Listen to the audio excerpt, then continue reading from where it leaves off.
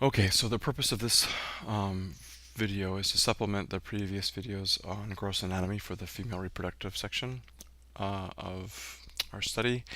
And this video is going to talk about the histology, both uterine and ovarian histology that we need to look at. So, because we don't have microscopes around, I've just kind of gone to the interwebs and looked up a bunch of different pictures, and I'm going to use those to help you understand how to differentiate the different types of follicles undergoing follicular development during the uterine cycle, and also the different layers of the uterus itself. So let's go ahead and jump right in. We'll start with this image here, or not that image, this image. We'll start with this image here. And so the deal here, what we'd like to look at is the fact here.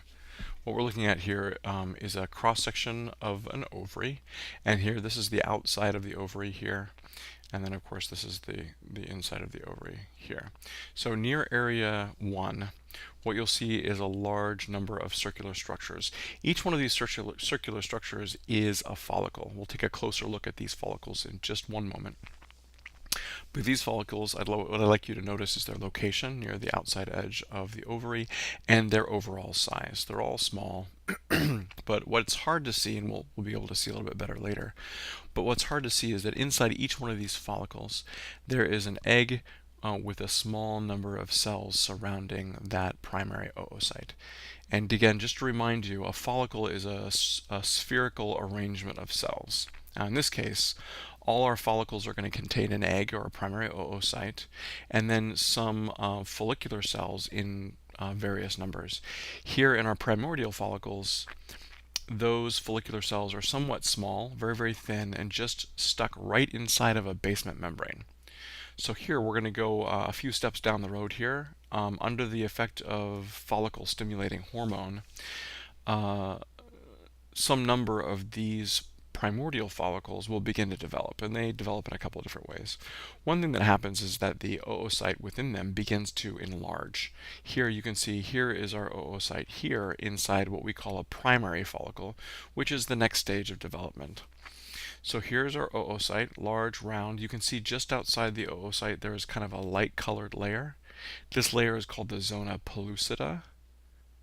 Okay, and then in this space here, you can see that there are many different follicular cells, and these cells have replicated and have enlarged themselves, and they begin to look granular.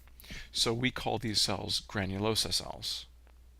Just outside of that, there is another basement membrane, and then outside that you can see kind of a lighter layer. This layer is also important, but we're not going to talk very much about it. It's called the thecal layer, but again, not very important as far as we sort of want to focus on our follicles here. But again, so we got granulosa cells, zona pellucida, it's kind of a non-cellular light colored layer, and then you've got the primary oocyte itself. Now this particular follicle, in the way it's arranged, is called a primary follicle. Okay, so we've got primordial over here at 1, primary over here at 2.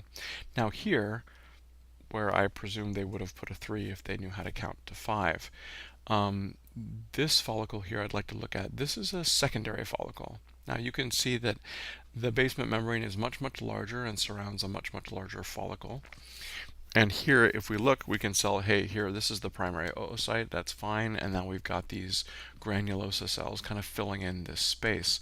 But notice that it begins to open up here, and you have this kind of a crevice or an opening within the follicle. This is what separates a secondary follicle from a primary follicle. Inside this opening, which is called the antrum, by the way, there is follicular fluid, which is secreted by these granulosa cells. Now it creates a small opening, and that's the antrum. And this here is a primary follicle. Over here you can see this follicle is much, much larger. And it has our antrum again, which is number 4, much, much larger antrum now. And here, 5, this is of course the oocyte with its internal nucleus and genetic material. But here you can see the zona pellucida, here, this light colored layer just outside the cell itself. And then just outside of that, you see an additional layer of granulosa cells that encircle the egg in a ring. Now, these granulosa cells go by the name of corona radiata. So a corona is a crown, and so this is kind of the crown that surrounds the egg itself. So that's the corona radiata. This follicle, this spherical collection of cells, has a basement membrane and all the various parts we talked about before. You'll notice that, again, the antrum is much larger. This type of follicle is called a mature agravian. This is kind of an early mature follicle, kind of late secondary, early mature follicle. And we'll see some follicles here as we go that are much more mature. And the maturity of these you can sort of tell because the more mature they are, the larger and larger this antrum gets, and the more fluid this fills with. So let's look at another one here. Here's another image, the one that we saw earlier. And you can see here what kind of a follicle is this. Okay, this is a higher magnification than what we were seeing before. So what kind of follicle is this? You can see a thin layer of follicular cells around the outside, and then you can see the oocyte here. Again, thin layer of follicular cells, oocyte, thin layer of follicular cells, oocyte, basement membrane, the whole shebang. These are, of course, primordial follicles. How about this one here? What do you think? Okay, basement membrane. Here's the primary oocyte membrane. This is a primary follicle. You can see that there's been some replication of our follicular cells, and they become granular. So these are now granulosa cells, and that there's no antrum anywhere yet.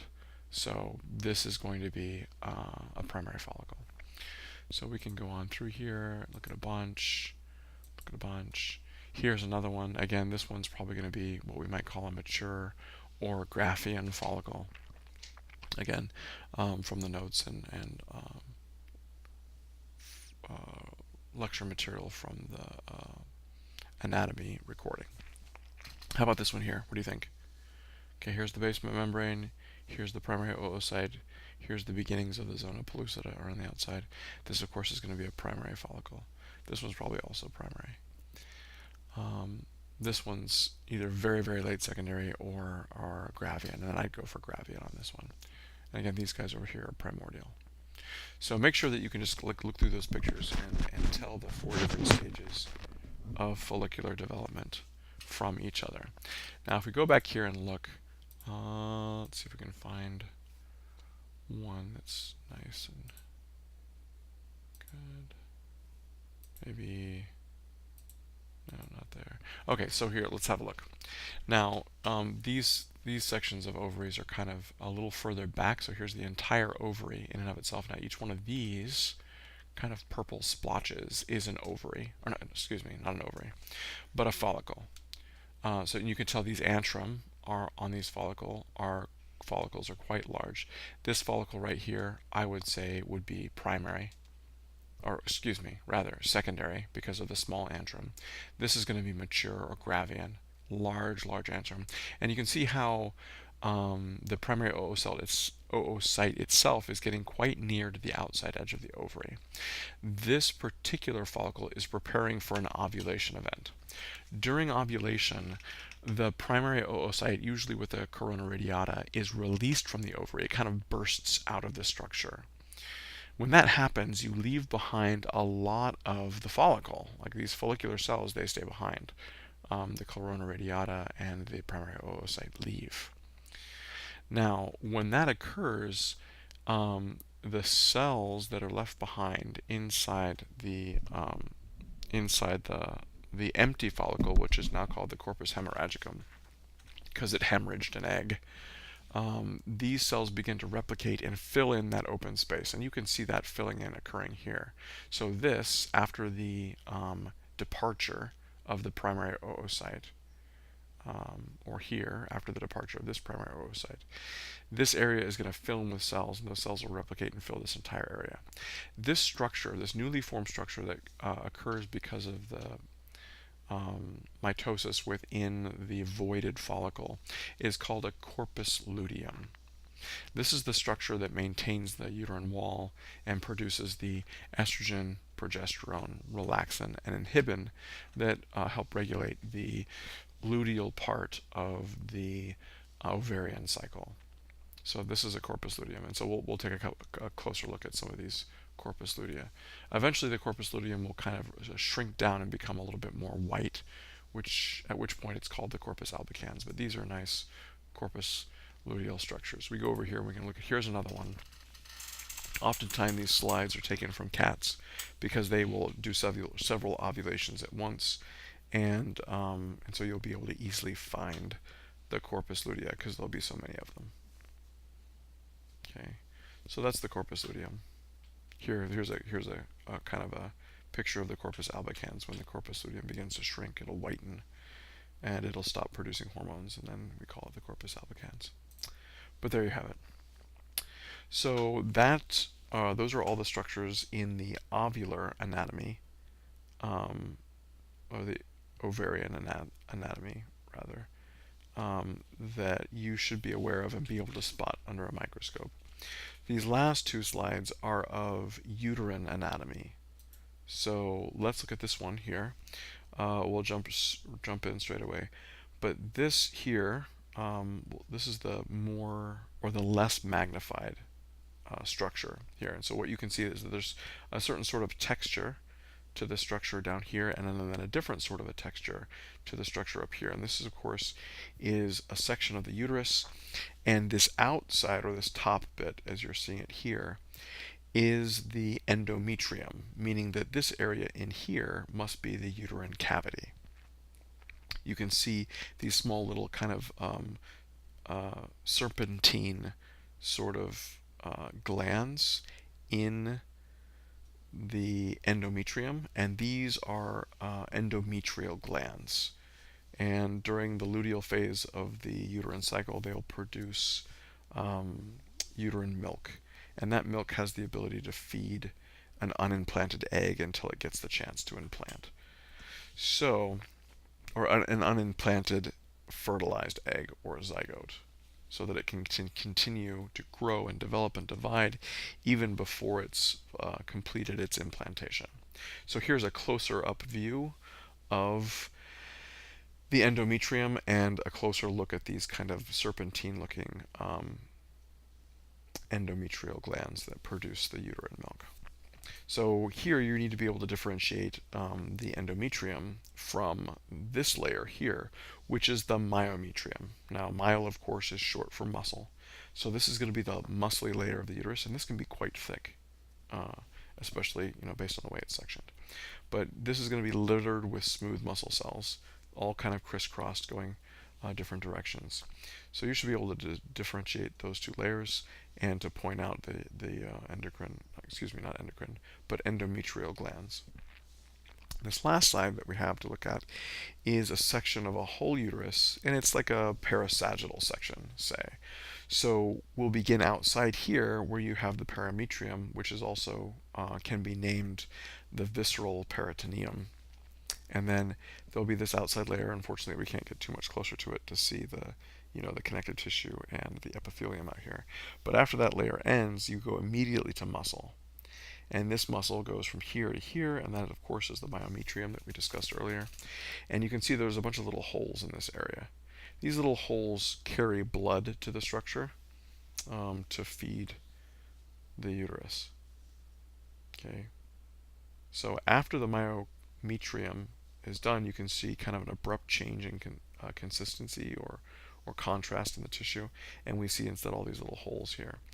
This is the endometrium, and that faces, the endometrial epithelium faces this narrow channel here, which is actually the uterine lumen or the uterine cavity. Okay. Now this is one side, and if you travel through the entirety of the structure, you're going to go from peritoneal space, which is out here, through the parametrium, myometrium, and endometrium. Then you'll be inside the deepest part of the uterus, inside the lumen, or uterine cavity. And then as you go through, you'll come back out the other way. So this is going to be the endometrium, and you can see the endometrial glands kind of scattered out through the structure. This, of course, will be myometrium in here. There'll be blood vessels running through the structure. And then you'll see the parametrium or visceral peritoneum again here on the outside. So just have a look at these both online and in your textbook. Make sure that you can differentiate these various layers of the uterus identify the endometrial glands and the myometrium, and see that you can tell the myometrium apart from the endometrium. So that's all for this little section, and I hope that makes things more clear.